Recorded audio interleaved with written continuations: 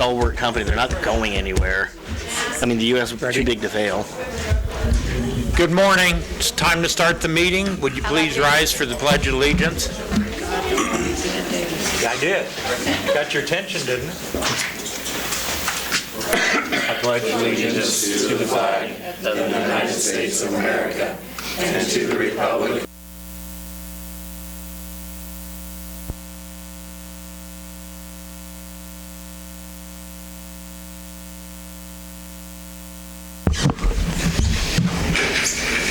Max notified me that he'd be out of town doing business tonight.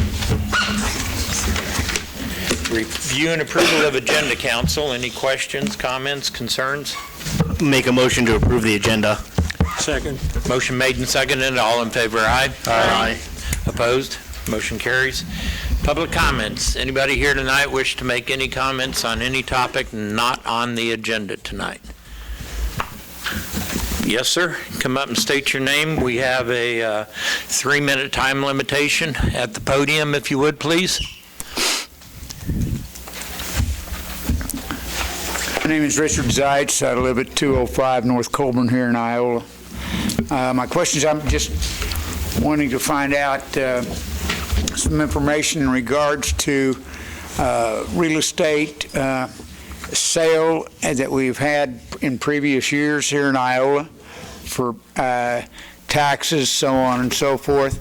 I've been told by various people that they're going to have one. They were supposed to have one 2 years ago, did not. Supposed to have another tax last year. They did not. This is the third year. I was just wondering, are they going to have one? And if so, will that be put in the Iola Register and the news for people to be informed? The sheriff typically notifies the public when he's doing that. Wasn't there something in the paper recently, Richard, about that? Tim? They talk about tax sale. I'm talking about tax sale. Yeah, it's conducted by the sheriff. By the sheriff? Yes.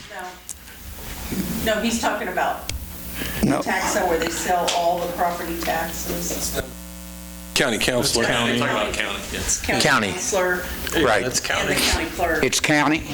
The sheriff does real estate when they like some. Well, guess what? I feel pretty crazy. I'm sorry. This is not... Tomorrow. This is not the first... Morning. Yeah. At 8:30. 8:30. Yeah, they'll be there. So I can go make a fool of myself Basement out meeting. there, and there's no... I'm just warming up for it. This is a good audition. It's good to have you here regardless. We appreciate your showing up. You bet. Okay, so 8:30 tomorrow, down at that... Downstairs in the building? courthouse, yep. Okay. Thanks, Thank you Richard. very much for your time. I appreciate it. You bet. Thank you, Richard. All right, no one else? Moving on, consent agenda. Any questions? Consent agenda? Mayor? Steve? No. You were going first. No, go for it. You're the speaker.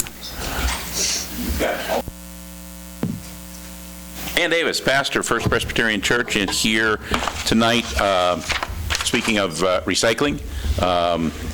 Once again, the last recycling day we had, the first of, in the beginning of January, lots of people come, not just from Iola, but from all over the county. And I think it's something that will be supported, and in the long run, it's going to be something that will help the city and definitely will help the county when it comes to prolonging the life of the landfill.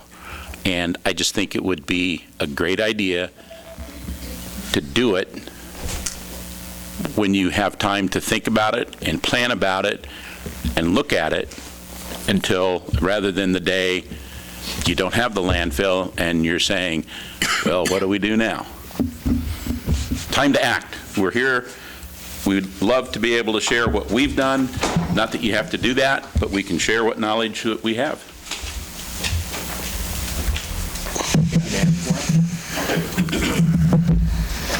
Well, I've talked to a few of you about the recycling and the frustration that I've felt. You know, we were promised a meeting, we thought, in May, and we still haven't been asked to come to a meeting yet to share our thoughts on it.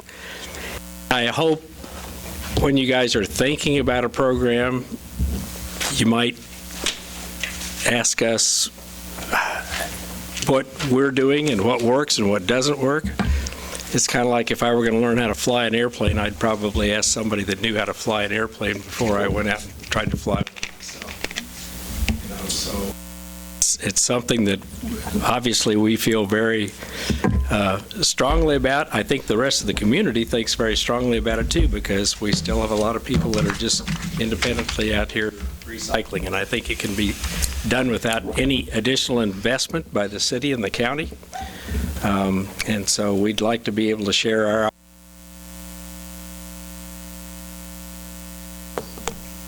Please, let's get some plans going on this thing, because it's none of us are getting any younger, and it's been pretty frustrating. So, thank you.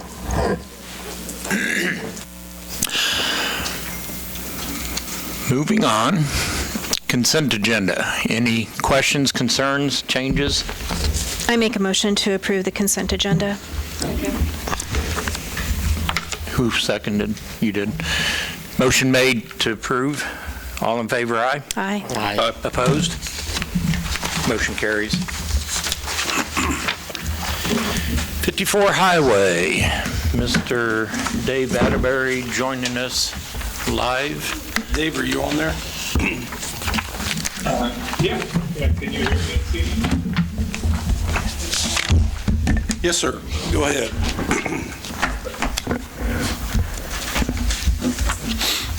Well, good evening. You just want me to kind of go over a little bit about the information that I provided to the council, as well as talk about.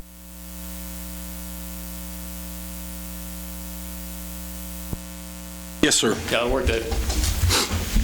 Okay, great. First of all, thank you for accommodating my schedule and accommodating weather. I appreciate the opportunity to speak in front of you. I won't be seeing you tonight, but I'm hoping that the bond sale occurs in a month or so, that I'll be able to attend the council meeting at that time to meet you all in person. But real briefly, I'd like to spend a few minutes with you going over the plan of financing that we've developed with Matt and with Corey to provide the funding for the improvements to US 54. You should have in front of you a copy of a presentation. It's a 5-page handout that's got a table of contents. Do you all have that available? Yeah, they've got it there, Dave. Okay, great. If you don't mind just turning over to page 1, what page 1 of the presentation does is provides to you a very basic sources and uses of funding for the financing of the improvements. Under the sources, what you'll see is 2 phases of bond issues, and I'll talk to you in just a minute about why we're suggesting that you do 2 phases of bonds, as well as funding for the projects that's being provided by grants from the state, as well as a city contribution. Now, we highlighted that $1 million city contribution because that is a number that we've just plugged in there right now, and that could change. And we've developed this financing plan. Sort of one of the benefits of it is it gives the city some time to decide exactly how much it wants to contribute towards this project.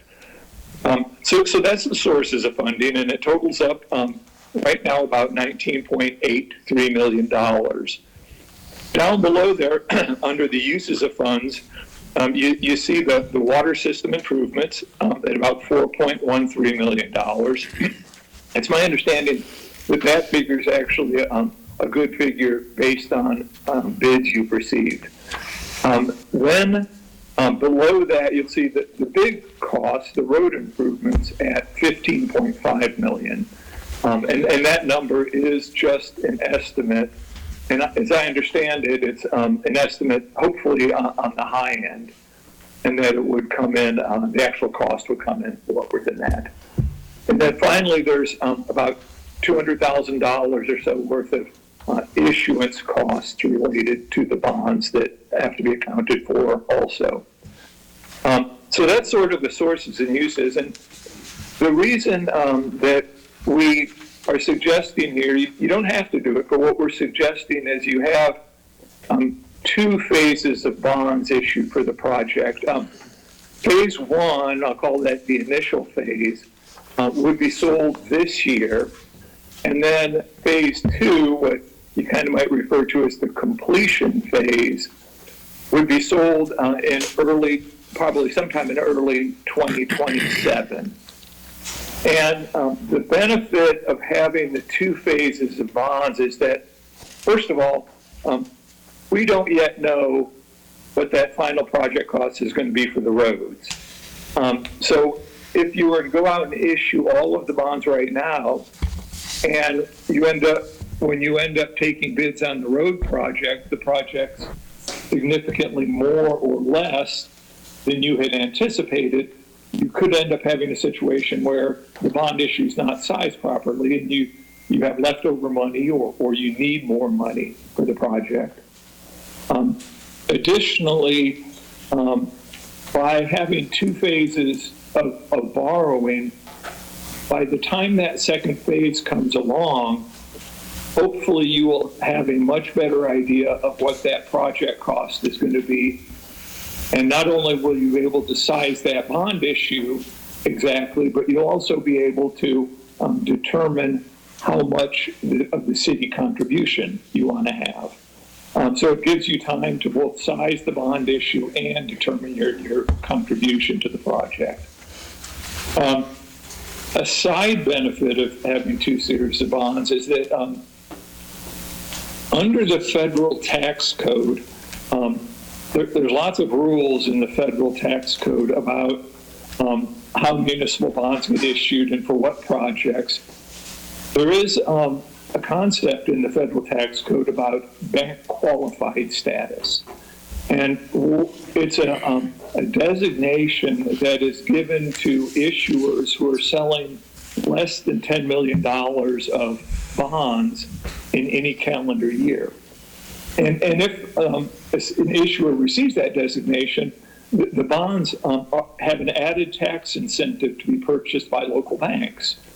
And as a result of that, the interest rate that they can get is typically a little bit lower than the rate that you would see for issuers who are selling more than $10 million of bonds.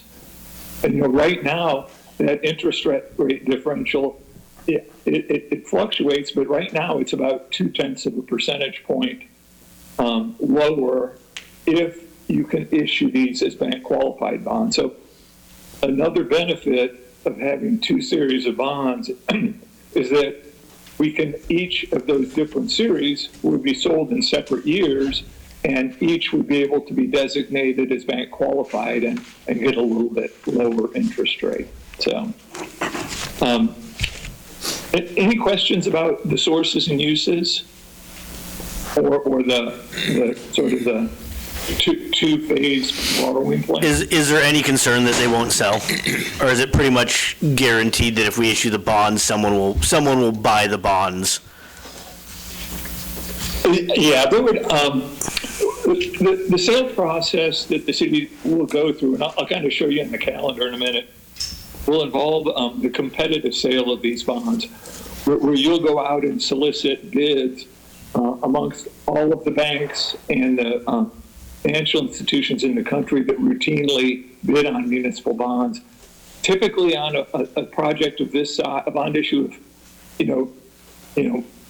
close to $10 million, bank qualified, I would expect that the city would get at least 4 to 6 bids on it. So I'd be shocked if you got less than 2 or 3, but I really do not have any reason to believe at all that you wouldn't get any bids. I've never seen that occur in a competitive sale in Kansas, especially one of this size with the city's good credit rating. Thank you. Sure. On the next page there, page 2, it just describes in a little bit more detail sort of the highlights of each of the 2 different phases of bonds. The first issue, in order to keep it less than $10 million, we've got it at $9,995,000. Sell the bonds or close the issue around April 1. They would be bank qualified. The first payment would be due on the bonds in next year in 2027. And the length of the issue, or the final maturity, would be in 25 years. The interest rate, this is just an estimate, but based on some other sales that have occurred recently, I'd expect the interest rate of, just a little bit above 4%. And the annual payment on this issue then would be about $656,000 per year.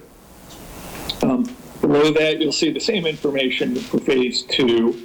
Smaller issue, the payment on that, assuming the same interest rate, the payment on that would be about $300,000, a little over $300,000. And then down below there, you just see some sort of total information. The total amount of bonds that would be issued would be approximately $14,595,000, and the total payment, aggregate payment, including both series, would be about $958,000. Again, the payment amount and the interest rates are just estimates based on current levels. So that's some details about the individual bonds. On the next page, there's a whole bunch of numbers. That just shows year by year what the principal and interest payments would be on each bond issue, what the interest rates that would be assigned, estimated rates that would be assigned to each of the maturities of the bonds. And then on the far right-hand column there, you'll see the aggregate or the total payments per year. So I was going to talk a little bit about sort of the calendar and the schedule for the issuance of this first phase. But before I do that, are there any other questions about the structure of the 2 different series of bonds? I have one question, Dave. On the issuance of bonds, should we have additional funds at the end of the year and wish to pay additional towards principal, and/or if the interest rates come in lower at some point in time, are we able to refinance and pay extra without penalty? Yeah. Municipal bond issues are similar to mortgages in that you do have the ability to prepay or pay down on the principal. But one thing that is different is that once the bonds have been issued, there's typically a non-callable period for the bonds. Investors who buy the bonds like to know that they're going to be able to hold on to them for a certain period of time. So typically, there's an 8 to 10 year period of time where the bonds are non-callable. That if you want, unfortunately, you couldn't pay off bonds early until you hit that 8 or 10 year date. However, what you could do is you could take that surplus money that you have and you could set it aside into an escrow account. And that escrow account could earn money, and then that escrow account, when those bonds become callable, that escrow account could be used to pay off the bonds. We see that occurring, not very often, but we see some issuers do that have surplus funds available to dedicate towards paying off debt. Thank you. Going on to page 4 here, this is the calendar of events for this first phase of bonds. And you'll see on here highlighted in yellow the two action items, or the two actions that the council will need to take in order to authorize the issuance of the bonds. The first step would be tonight, where you would adopt what's called a sale resolution. It's basically a short resolution that authorizes staff and us and legal counsel, the firm of Gilmore Bell, to go out and conduct a bond sale, to go out and do a competitive sale for the bonds. After that, then the next step that you would take, or the next action item that you would have, is after the sale occurred, you would then adopt a bond ordinance and a bond resolution. That's the final step, where you are officially issuing the bonds. At that point, you'll know the interest rate on the bonds and the final principal amount, and you'll be locking all of that in. We've got that scheduled to occur at your March 9th meeting. So today's not the first step, or the final step. The final step will occur, in about a month and a half. But it is a big step, because when we come back to you in March, the bonds are going to have been sold, and assuming that there was that you got some good bids on the bonds, it's going to be expected that you adopt that bond ordinance and the bond resolution. So to the extent that you have questions, ideally now would be a good time to ask them, or at one of your meetings in February also. But again, it's that March 9th is a pretty critical date, because that's when the final bond sale results will be in hand. So between now and then, we'll be working with staff to complete due diligence on the bond issue, prepare for and have a rating call and receive a rating from Standard & Poor's. We'll also be working on getting a notice of bond sale distributed and published in the local newspaper, as well as the Kansas Register. And then we'll be preparing and distributing a preliminary official statement and other bidding documents that will be distributed to the financial institutions around the country who we hope to have submit bids on the bonds. So all that occurs between now and the 9th of March. The sale would occur probably in the morning on the March of the 9th, and then we would present the results of the sale to you for your consideration that evening. Assuming everything goes well, then the attorneys will assemble all of the legal documents related to the issue. They'll send it to the Attorney General in Kansas, who will review it and approve it. And then if things go as planned, then the issue will close and funds will be delivered to the city on April 1st. So that's sort of the process. And the schedule for the issue, the second series or second phase of bonds will look almost identical to this. Any questions about that schedule? Doesn't look like it. If not, on the last page, I just thought I'd give you a little bit of a flavor of what interest rates look like in the bond market these days.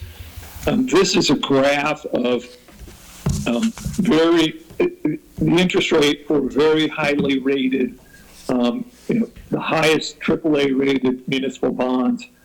It's an index, and there's different colored lines here representing different bond lengths. But I point your attention to the kind of the red or the orange line at the top. That's the yield for a 20-year maturity of AAA bonds.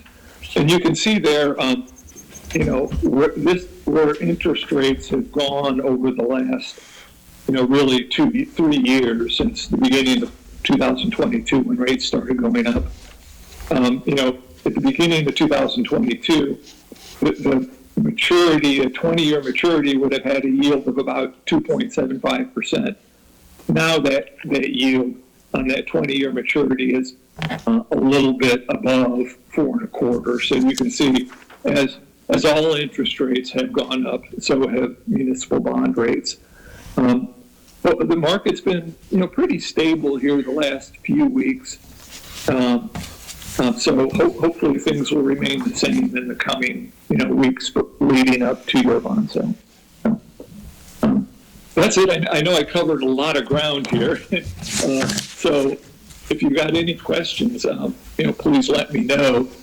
The resolution that you have in front of you, like I mentioned, it's a pretty standard sale or go-to-market resolution, and it basically authorizes staff and us and bond counsel to prepare the official statement, to advertise for the sale of the bonds, and to receive bids, and to do everything else related to conducting a competitive sale for bonds. I do have a question about page 3. So on page 3, under the rate column, I would have assumed it would be fixed at, a certain rate through the entire period of the bond, but it seems to gradually increase year by year. Actually, the way municipal bonds are structured is that each individual annual principal maturity of bonds is assigned its own individual interest rate. So even though there's, for each series of bonds, there's 25 different interest rates, those do not change. So each maturity will have its own individual rate that does not change. And so when I was saying the rate on the bonds was 4.08%, or the estimated rate, that was sort of a blended all-in interest rate, assuming these individual fixed rates for each of the maturities.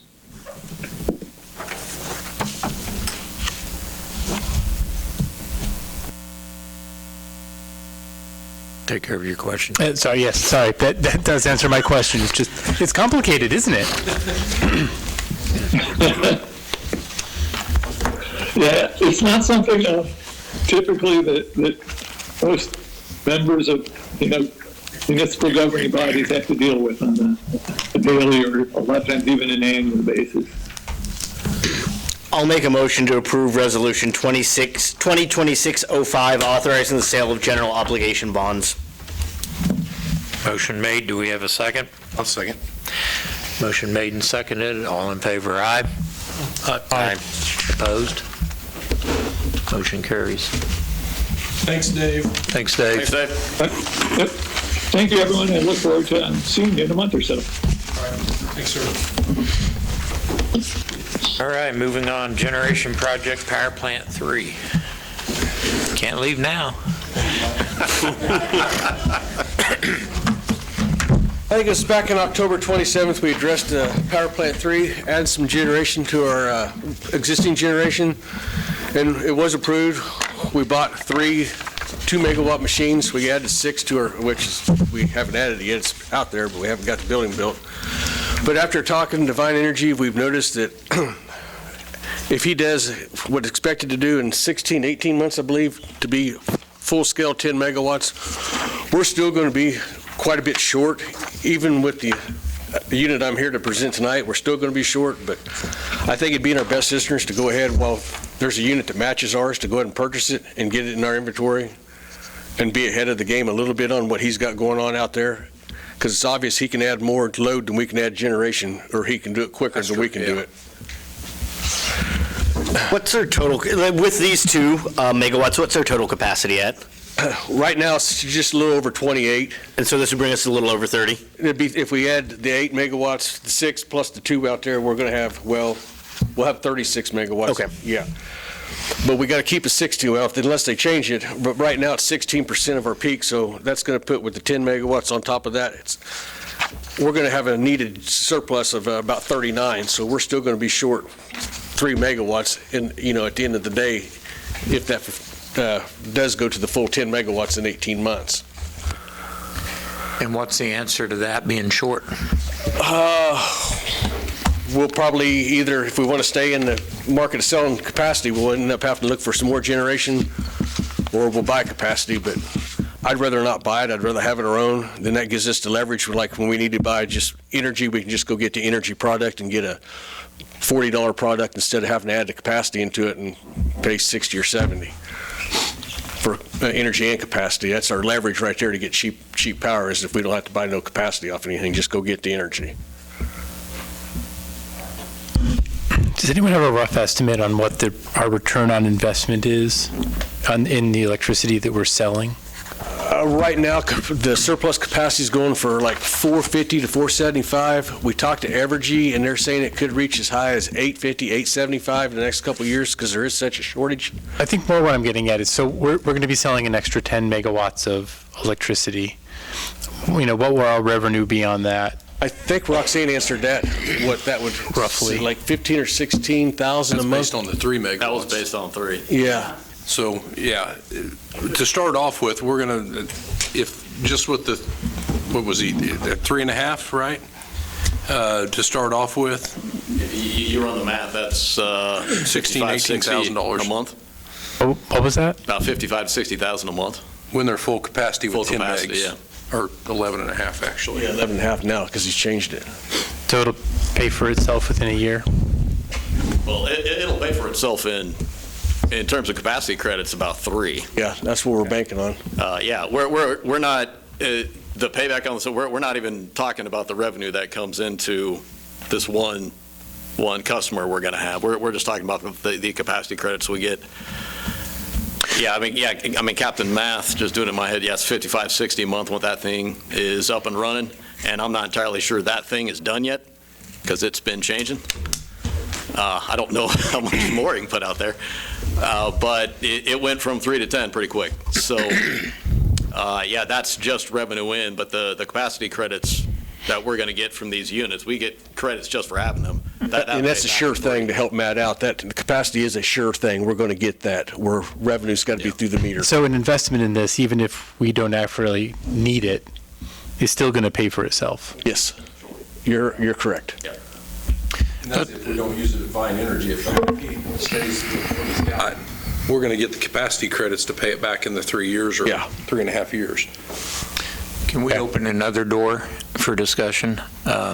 You're talking about Vine potentially getting more than what capacity we have left. What does that do for, like, the new homes we're building? We're going to have 10, 15 more new homes. Where are they pulling from? Does any of this capacity take into account that I'm assuming Gates has slowed down some, so that gains us some capacity, but what if another company comes into Gates? Where does that put us with capacity? If we do what you're asking us, how short are we going to be for potential need a year down the road? I really couldn't answer that one. I don't know what kind of load we're getting. I mean, I just know the load that we're talking about. I mean, as far as residential, it takes a lot of residential to make, like a one industry. I think in my mind, it's about line capacity of what you can get to the house, right? I think what he's asking is if we use that capacity up, is there enough left for houses to be built? It all has to do with our infrastructure. Not just houses, but we've purchased some additional land with hopes and dreams of economic development. So there's that. I know we don't have a crystal ball and we can't see in it, but it sounds like we're getting ready to utilize all of our extra. So we're trying to get more so we aren't empty in the bowl. Is it enough? Along the same lines, what if we have somebody come in and want to put another data center in like one we're getting now? That's the growing thing right now all the way across the United States. Yeah. And could we Right now. support another one or two or Like- three? We just have to look at our overall peak and what it is, and we'll just have to base it from there. And, as we see it growing, we'll just have to address it and move on. I mean, I hate to, But it sounds like, if I'm hearing you correctly, what you want to buy right now might be 3 megawatt too short yet. if we get the full 10 megawatts, we're probably still going to be a little bit short. So Should we buy more? should we buy more? Should we get an agreement that he guarantees to buy that additional and be ready for it? Because is it cheaper to buy it now at the same time I rather haven't than? found no more good deals right yet, so we'll have to drop back a little bit on that one, Steve. We'll have to keep an eye out for a good price on some used generation, or get a different type of generation. Like, I think to answer your question, Steve, yeah, Mike's looking at different options for us potentially in that subdivision, in that industrial park, of building something there, or even out at the power plant itself. we keep getting larger. We're going to have to put another substation in to accommodate some of this. So, It's a good problem to have, but yet a difficult one. and unfortunately, everything in this line of work is expensive.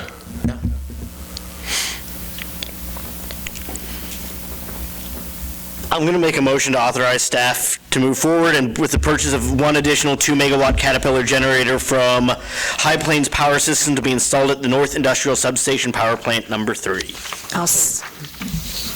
Motion made and second. All in favor, aye? Aye. Opposed? Motion carries.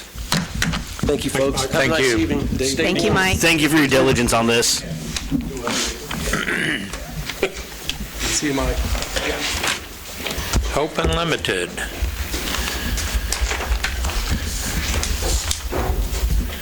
Good evening. Hi, my name's Kayla Knable, and I'm with Hope Unlimited. I'm here to ask if we could use the pickleball court on Meadowbrook. A couple months ago, we introduced a wellness team for our staff there to really focus on like our team building and, of course, our self-care. With the work that we do, it is very important and can be trying sometimes.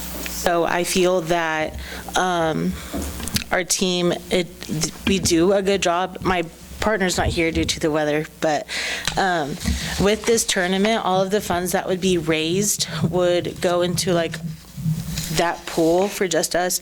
Our plans with that would be like quarterly trips, just things to really do our team building and really like hone in on our staff so we can better serve our community who needs us.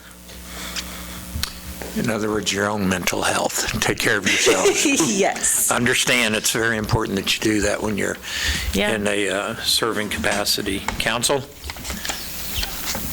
So are you reaching out to other area communities and things to promote your tournament? We will, yeah. We just wanted to secure the place before we start reaching out, just because I didn't want to overstep and then not have the place to have this tournament. So this would be initially our first step. I did make up a flyer. Our date would be April 18th, and registration would start at 9:30, so we're really thinking like 8 to 5. And are you planning on having other things going on during this event or just pickleball? Just pickleball, I believe, yeah. Well, the splash pad should be open. It might still be around. Not by April. I'd like to approve the request from Hope Unlimited to hold a fundraising pickleball tournament at Meadowbrook Park on April 18th, 2026. I'll second that. We have a second. All in favor, aye? Aye. Opposed? Motion carries. Thank you guys. Good luck. Thank for your you. time. You bet. Thank you. Peerless Products. Yeah, Mayor, well, I was expecting Fearless to have someone here. Camille's here on their behalf. Okay. I did have several conversations with Peerless in regards to their incentive agreement. In those conversations, they just relinquished that the economic climate has been difficult for them, unpredictable for them. I would say that's probably across the board. Those are pretty frequent conversations I hear in business retention expansion visits.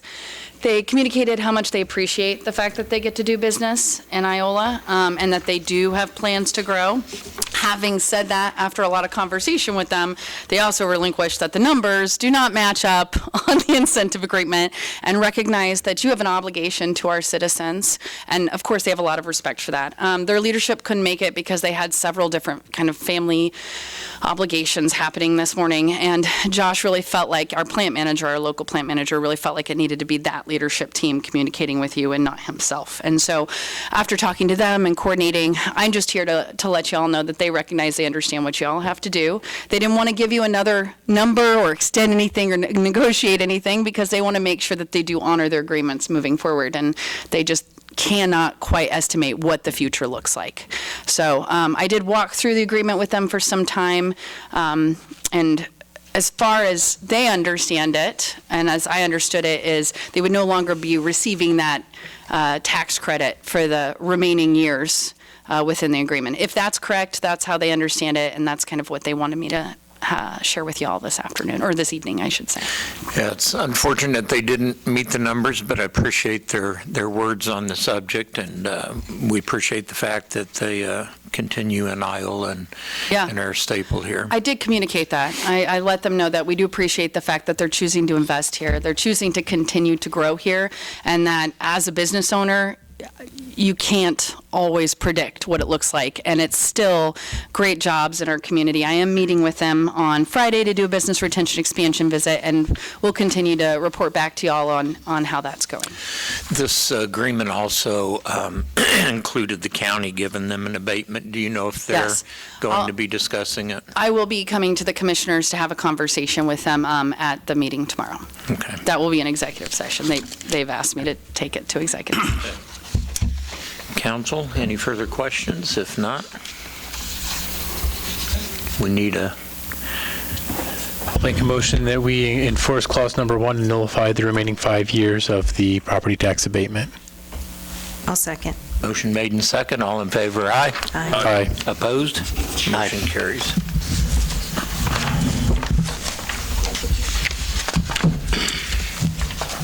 All right, Allen College EDA grant, roundtable. All right, Sonia is on here. Can you hear me, Sonia? Yes, I can. Can you guys hear me? Yes. Okay, thank you. First of all, good evening, and I thank you all for providing me this opportunity to speak in front of the council. My name is Sonia Gugnani, and I am the Grant Administrator and Government Relations Officer at Allen Community College. I have with me here on Teams Kelly Baker, who's the Director of CTE, Career and Technical Education Programs and Apprenticeships, and I believe Dr. Leffler, the president, is there in person. She is. Correct. Yeah. So I apologize. I couldn't be there in person. It's due to the weather, and I'm in Fort Scott. So I appreciate you guys letting me be on Teams. I had provided a handout to Corey, which I believe he had given it to you. So I wanted to give you an update on what we are doing at the college. And basically, we are applying for a grant opportunity through EDA, which is the Economic Development Administration, and it's a federal grant. And this grant has been open for last few years, and it is on a rolling basis. And since Allen County was declared a major disaster area in June of 2024, that qualifies us to apply to this grant. So the first thing, once we decided we wanted to pursue this grant, I had reached out to our local EDA person in Denver, because that is the first requirement, and wanted to make sure that we are eligible. Not only we are eligible, the project we are proposing is going to be competitive enough. And once we talked to him and he was on board, he said, yeah, it sounds like a good plan, because we have talked to so many people since I've been in this position, and everybody has said that there is a need for career and technical education programs in Allen County. So the proposal for this project is construction of a workforce development facility.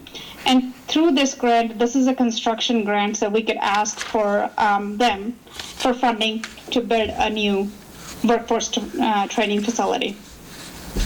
So what we have talked about, but we did had a meeting with our EDA rep. He said, focus on a couple of programs which you really want to start initially. And we had picked CDL, which is Commercial Driver License Training, and Diesel Technology. This proposal, I had presented it to our board at our last board meeting, and before that, somebody asked me why these two programs. So the reason for picking those two programs is like, since I've been here and I've talked to people, and they're like, there is a shortage of CDL drivers in this area. Kelly and I had a meeting with our department, Kansas Department of Transportation, and they, the guy said that they have so many jobs and it's hard for them to fill those job openings. So that is why we decided to do these programs. We also had a local comprehensive local assessment need meeting, which recognizes the need for the programs in this area, which are not here. So it involved business and industry people and high school counselors, and everybody was like, okay, we need a CDL training over here. I had also talked to Corey, and he said that they sent their people to McPherson to train the trainer, and then he comes back and train the other people here. So that's why I thought this would be a good program to start in Allen County. The impact of this project, I think it's going to be located on the college campus where the maintenance building is. It's going to be located right next to it. And I wanted to make sure that everybody is aware that even though it's a CDL program, and yes, there is going to be a training pad and some kind of obstacle course, it's not going to interfere with the existing academic programs, because all our other academic programs are in a different building, and it's going to be far away from there, and not going to be interfere with the neighborhoods which we have next to the college. I also talked to our SEK SEDS person, which is the Comprehensive Economic Development Strategy, and they had created a report in 2021, which I believe is valid for 2021 or 2022, which is valid for another 5 years. And they had identified these kind of programs that they need to be, we need to get them started in Southeast Kansas. So I reached out to that person. She was really excited, and I got a support letter from them as well, saying that this would definitely meet it'll increase our workforce development and meet the industry needs in the area. So the grant, coming back to the grant, it has like I said, it has a rolling application deadline, but my goal is to submit this application by mid or end of February. And the reason for that is if we do get this grant awarded, we want to make sure we start the project, and we're not going to know if we get this grant awarded till June. That's what I've been told. And then construction of a building is probably going to take some time. So I'm going to have to figure out where we're going to have classes or the training pad till we build this building. Kelly and I have been talking to business and local as well as not so local business and industry partnerships, because we want to make sure that, we talk to everybody, see what their needs are and how they can support, basically how we can create a mutually beneficial relationship. They can send us students, or they can provide our students an opportunity to interview, and our students can go do their facility tours, and it'll help meet their needs in terms of, because they can't, the businesses we have talked to, they're like, we can't fill all these openings which we have. So having these relationships helps in terms of we can send our students over there for an interview opportunity. Like I said, we have talked to local businesses. We are talking to local businesses. We are also talking to businesses in Kansas City and Topeka area, because the goal is, once we have this program established here, our service area goes close to, when I say our service area, that's Allen Community College's service area is in northern tier. So eventually we want to have these programs available over there too. So talking to the business and industry in Topeka as well as Kansas City is beneficial. What I'm asking from the city is basically a letter of support, because it shows that it is a multi-sector coalition, that the city is behind this project. And if you have any needs, whether it's worked on your trucks or if you have any people that need to be trained, instead of going outside, you will consider local. So you would come to Allen Community College. And that's all I have. If you guys have any questions, I am happy to answer them. I've got one. I understand that Fort Scott they can't keep up with demand with their driving school, but I hear that Neosho County is starting their program in August. Will that, you got to be competing against them, or? Was you able to hear that, Sonia? A little bit, sorry. Can you repeat the question, Corey? I'm going to try to. Okay. Mark Peters, one of our council members, asked, he said that, Fort Scott has a program and it's pretty busy, the way he understands it. In August. In August, is that something that I'm assuming we'll be competing with them? Right. Absolutely. So Neosho announced that they are going to be starting in fall, and we are starting in fall as well, because we want to make sure, since it was asked by our employees, local employers, we want to make sure that we start this program in fall. So to answer your question, the program at Fort Scott, it is not for credit. So they have the program, but it does not allow students to get the college credit for that. We are planning on having the program for credit, and we are planning on replicating the program after Hutch Community College. They have a 5-credit-hour program, and that's what we're going to do. And we have talked to them, and they have a waiting list, So that's why I think the need, we can show that there is a need. And like I said, we have talked to businesses, we have talked to Department of Transportation, and they said that we have so many openings, and it's hard to fill those openings. So even with so many CDL training programs, I believe that we can fill that. Ironically, we have an employee going tomorrow to McPherson for training, for CDL training. So it's not uncommon for us to have 2 or 3 throughout the year, depending on.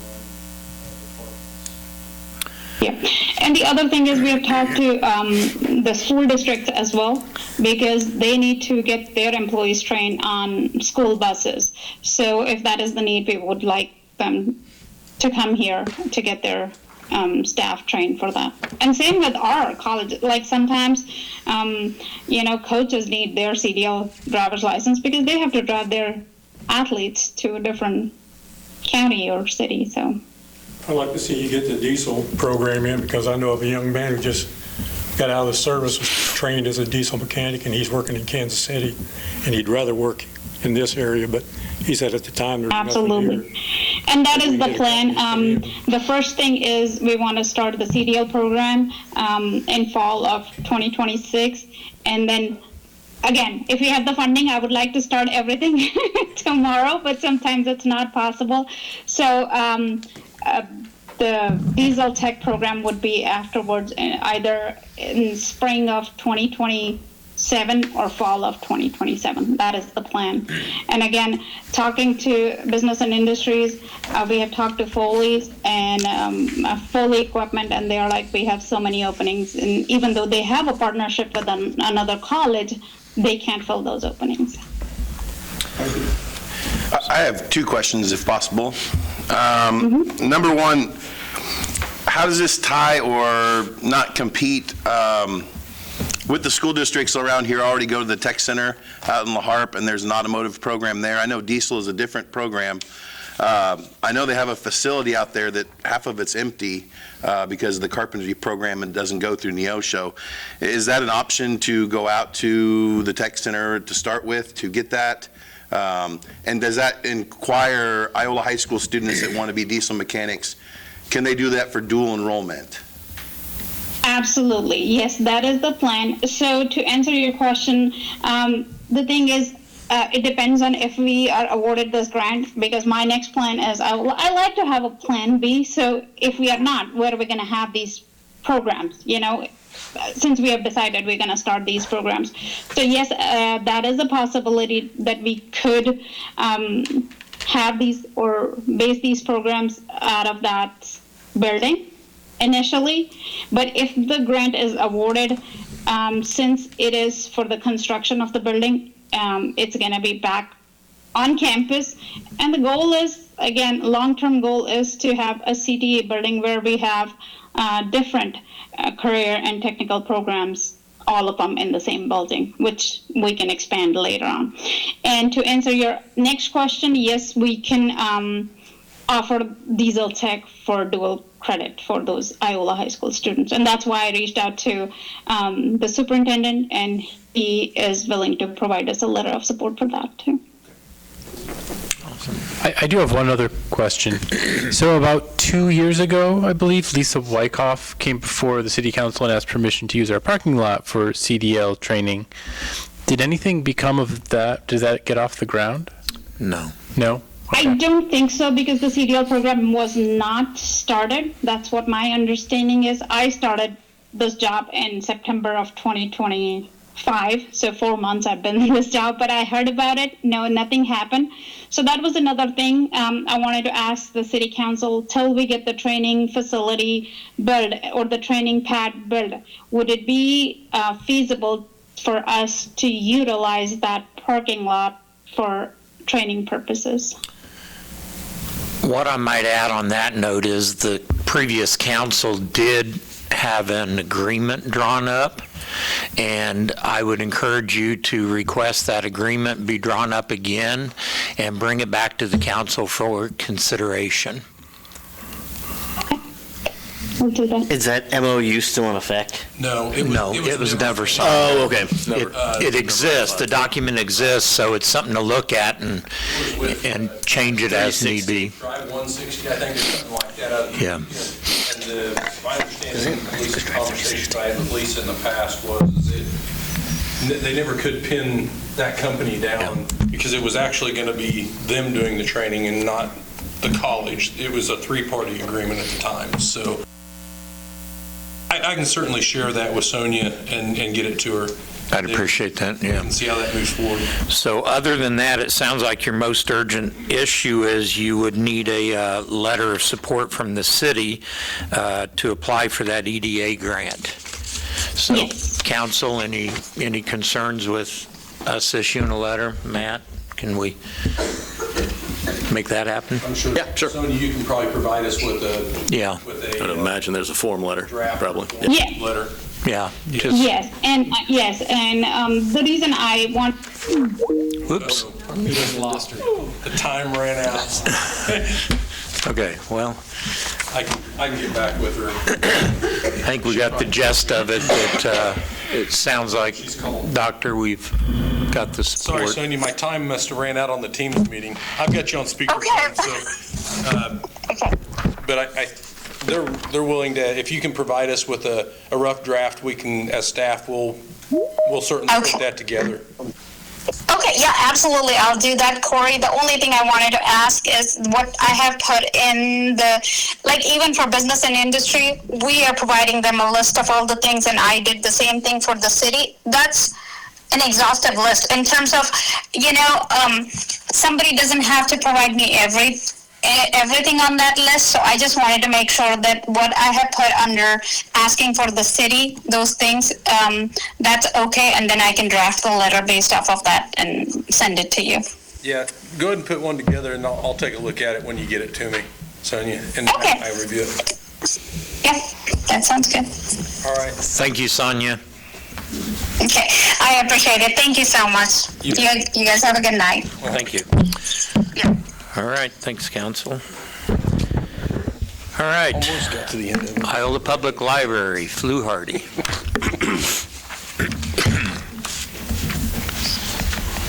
Hello, good evening. Mayor and City Council members. My name is Laura Forrest. I'm the Assistant Director at the Iola Public Library. I think most of you know who I am. We are wanting to present tonight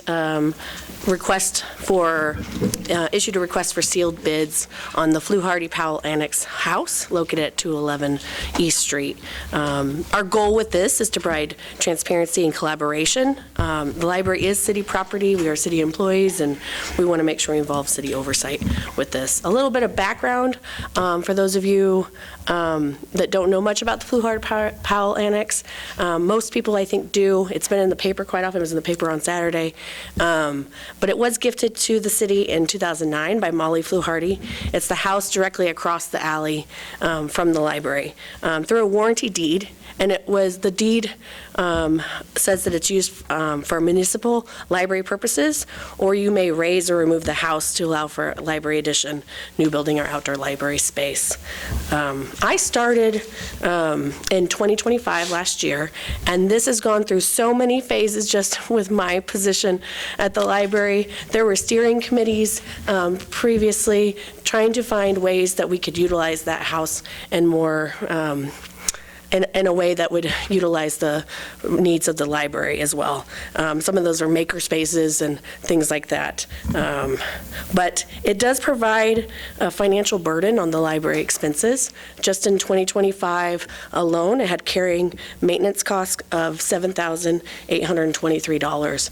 And through our work in 2025, which I'll share here in a minute, that cost is just, it's a burden on the library, and something that we would hope to not have that, and to do something better with the property, that the city would also be on board. It was occasionally used for programs and special events, and that's what it's been used for years. But in 2025, in June, we actually looked into a community development block grant, and during that process, that would be a collaboration with the school district and the BOLUS. We had the BOLUS staff tour the house, and they have people that know a lot more about houses than our library staff do, and they pointed out to us some significant electrical issues. And with that too, the USD 257 declined transfer of the deed, which the library board had previously approved. Idea. So going forward from there was a pivot from we should not be in that building with program or meeting spaces. What else can we do? We know in Iola, there's been times where people have moved houses instead of just destroying, and that there's a need for housing in Iola. So we looked into that. We obtained professional moving estimates, thinking what else we can do. We found out relocation was feasible and got costs for that. We also had a legal review done, making sure that we weren't going against the warranty deed, because that was laid out in pretty particular terms with that information. And then the fall, the USD 257 again expressed interest in moving the house as a construction project for their students.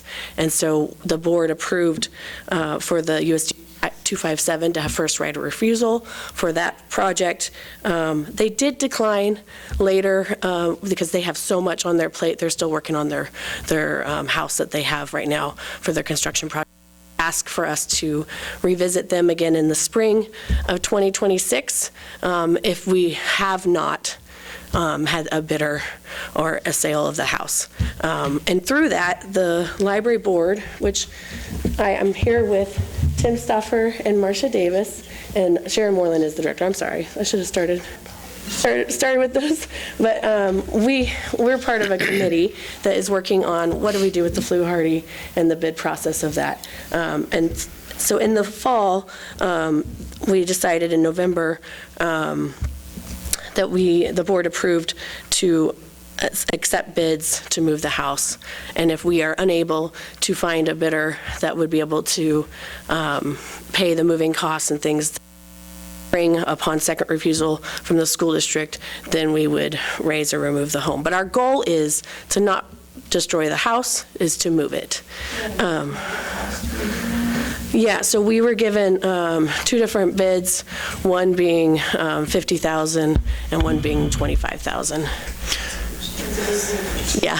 I guess it kind of depends where you move it to. Yeah.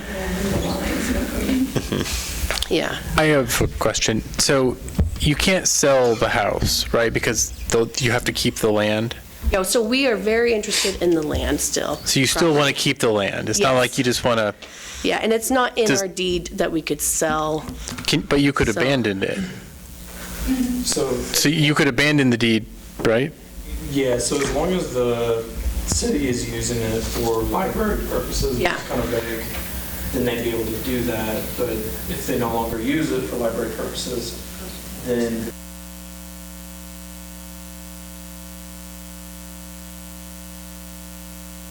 And then could the Bola sell it to be used as a house at its current location? As far as my understanding of it, yeah.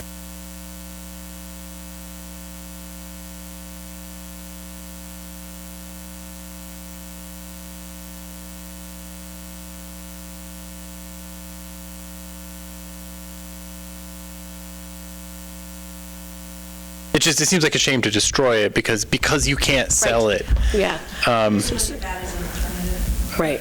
So I just want to throw that as We are not wanting to I know destroy it you've as our probably first thing. considered that as well. Yes. And it sounds like the wording of how that came about puts you in a tough spot, especially if you do want to retain the land. Right.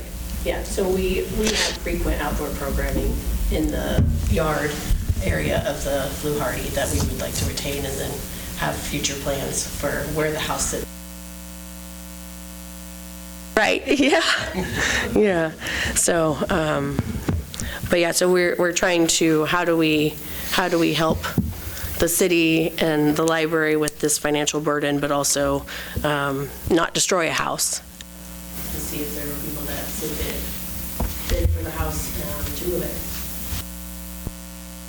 So in January, the board appointed So can I rephrase this Sure. a different way? I'm sorry, I know you're, so you would accept moving the house at a highly discounted rate if someone were to take on the cost of moving it to retain the building not being raised and avoiding the cost of having to tear it down.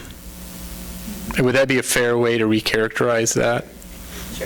So it would be in a financialist to get a nice house for cheap. They just have to pay for the moving cost to land somewhere else in Iola. They would have to fix it up. Yeah. And then renovate it there. So that could be a really good opportunity. Right. Okay. Right, that's our goal. I finally got that. Okay. Sorry. I know you were saying it the whole time, and I finally put it all But together. yeah, so that there is a home available if you move it and pay for the moving costs. The board is approved to accept bids at starting like $1, and we'll see.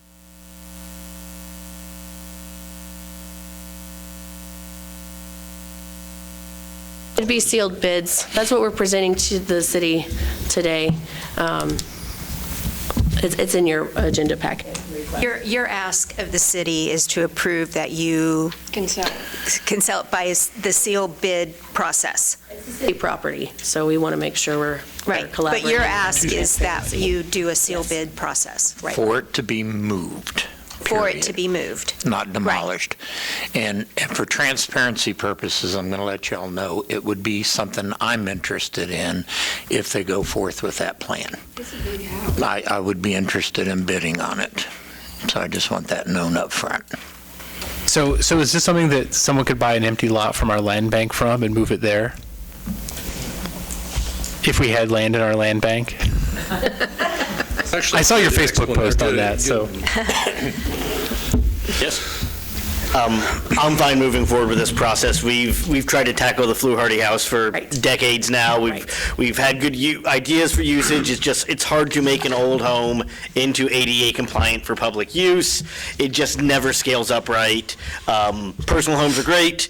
We really appreciate the donation, but I think this is probably the best for the library in the city, especially if we can get somebody to move that house.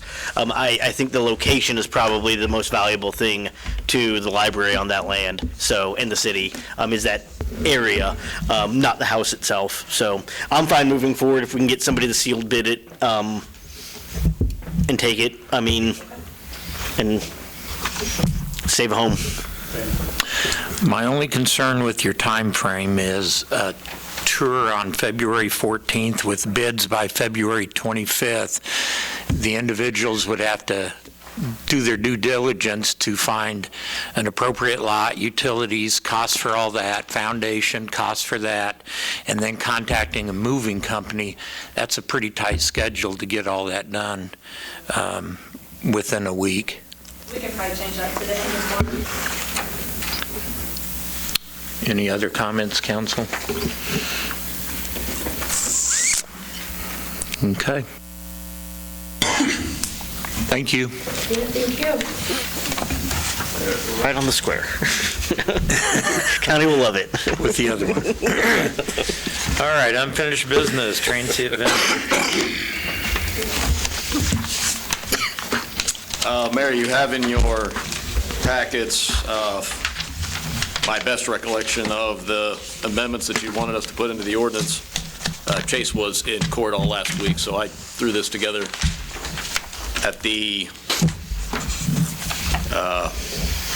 packet went out Thursday. It would have been that Thursday morning or the day before, from memory, on the revisions you had wanted. And if they are the ones that you wanted, we will have Chase put this in ordinance form and then put it on the consent agenda at the next meeting. Were you, The items highlighted. did you make note of 5-105 and the $10 fee? Yes. I yes, think we I did. text. Yeah, Joelle found Correction and I info, changed it in that one, yeah. And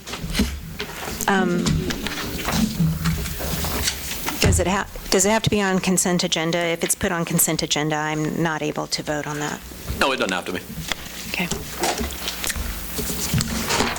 We can put it as an action item. Thank you. So Joelle, I believe that covers what you brought up. Agreement to raise the application fee to $30 and city resident is now defined. Does that pretty much cover what your concerns are? Yeah. Council, anything else? I do have a question about that. Go ahead. Not so much the actual changes, but just out of curiosity for future references. So when we collect a fee from that Schnook outfit and they pay that fee every 3 months, or they pay probably the year fee, where does that money go from those fees? Does it go to general funds, or is there a fund that is set up just for those fees? General fund. Okay. And just to make it clear, the $30 raising from 10 to 30, it still isn't 100% covering our administrative costs. No.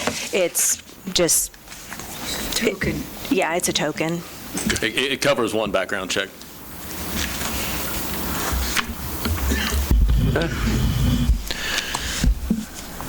No further Okay, we'll put it as an action item then? Next meeting? All right, we'll do. Yep. Thank you. Council Administrator reports. We'll start over here today. Jeremiah. Haven't got nothing to report. Thank you, sir. Nick? There was still a speck of snow on my street, so clearly city staff is not doing their job. No, You've got boots kicking I'll up tell them there. tomorrow, Nick, that you didn't like it. no, I think they did a good job with the inclement weather, as always. Thank you. Be careful what you ask for there. They might start dumping the snow on your lawn. Is shoveling our driveway one of the things that perks we can get as council? No? Okay, fine. Again, thanks to all the city staff out there. I know it's cold out. They're riding on the back of trucks in ditches. If a water line breaks, they're down there in the wet and the mud. So thank you to the city staff keeping this place running in the cold. Absolutely. That it, John? That's it. Mark? got kind of a lengthy one. As you all know, about a year and a half ago, I stepped away from this, and I'm back. But one of the things I had learned out of it was I think there's a need for us to look into a columbarium up at the cemetery. Columbarium is a structure where you can store cremation urns in. If you look into it, 25 years ago, 2 out of 10 funerals were cremations. Now it's close to 6 out of 10, and they say within. It's a lot of people don't plan for, a situation like that, so they go with the cremation. It's the cheapest. But then when they start looking at some place for them to put this urn, it's expensive. And the thing that really caught my eye was that 1 out of 4 people that have been cremated are still sitting at home on the mantle or in the closet or someplace. And I think it'd be beneficial if we could do it for the citizens of Allen County to put something out. Just for reference, this is the smallest one. It's a 2-person one. It starts out at $5,000. Not very many people can afford to pay for a funeral and then pay $5,000 to put, just 2 urns in. So I would like to see us maybe get Mr. Drosseler involved with the cemetery and have him do some investigation, and I'll forward all my information to him. But you can get them up as many as this one here. It's got 54 places. They're usually 12-inch by 12-inch by 12-inch. They'll hold 1 urn.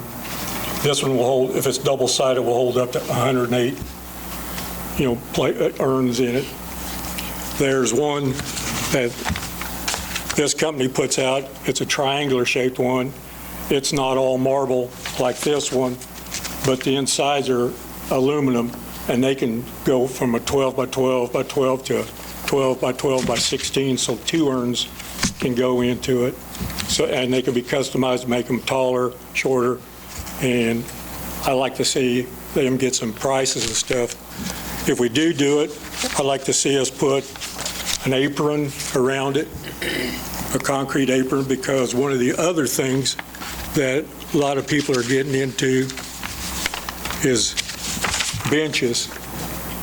The top bench will hold 4 urns. The bottom one, they put them in the legs. They hollow out the legs and they put the caches in there. It'll hold 2 in it. That's going to be really popular. If we could place this, make the apron around the columbarium, then people would have some places to sell, and we could charge them to set their benches on this, just like we would if they were, burying them. But I think there's a need for us to look into it.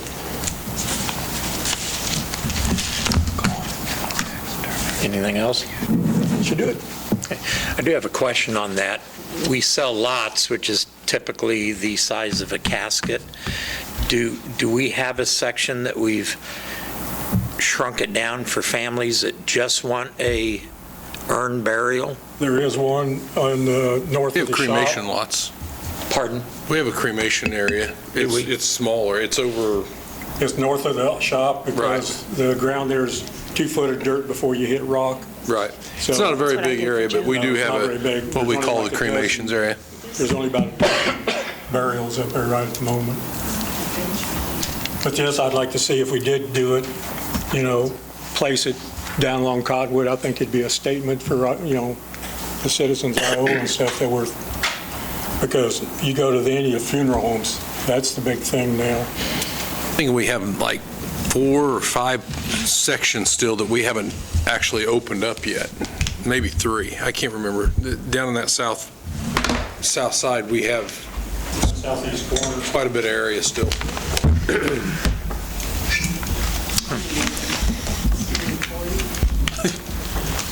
Thank you. Just kind of what those guys said about thanks for coming by. City guys plowing the roads, making it easier to get out. I will say they do a really good job of, in other places I've lived before, they come and plow the road, but they plow you into your driveway, and it's 3 feet behind your driveway, and you can't get out anyway. So they do a good job of that, making sure that that's not a problem. So I appreciate them doing that. And our road's not the greatest road for plowing, so they did a really good job. Kim? I was wondering to ask Matt, that $1 million pay, whether it's 1 million.